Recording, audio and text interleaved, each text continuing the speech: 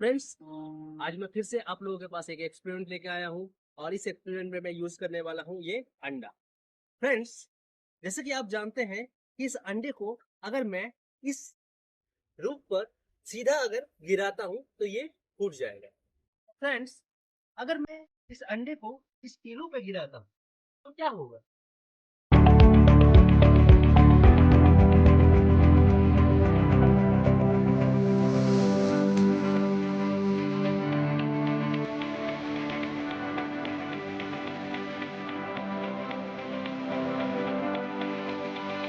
Friends, अभी अभी हमने एक्सपेरिमेंट में देखा कि जब हमने अंडा को पीलो पर गिराया तो वो नहीं फूटा, लेकिन जब हमने अंडा को रूप पर गिराया तो वो टूट गया। इसके पीछे का क्या रीजन है, इसे जानने के लिए हमें फिजिक्स का एक सुंदर सा कॉन्सेप्ट जानना होगा, जिसे कहते हैं Newton second law of motion. क्या होता है न्यूटन का second law? The rate of change of momentum पर unit time is directly proportional to applied force.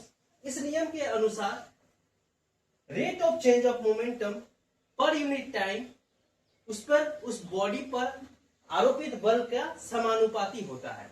यहां पर हम एक चीज समझेंगे कि ये जो फोर्स है ये डायरेक्टली प्रोपोर्शनल है rate of change of momentum के। उस बॉडी का जो मोमेंटम में चेंज हो रहा है तो उसका डायरेक्टली प्रोपोर्शनल है फोर्स। मतलब जितना ज्यादा मोमेंटम में चेंज होगा उतना ही ज्यादा फोर्स लगेगा। लेकिन हम लोग और एक चीज यहाँ पे इस इक्वेशन से देख पा रहे हैं कि टाइम जो है फोर्स का इनवर्सली प्रोपोर्शनल है होगा।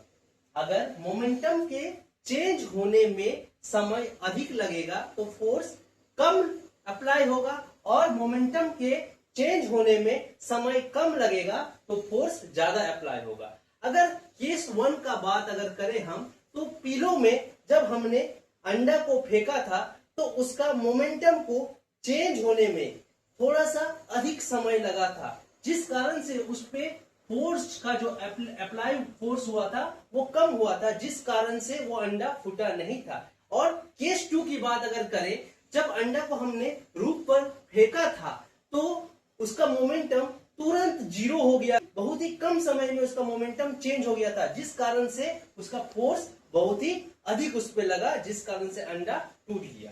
Thank you.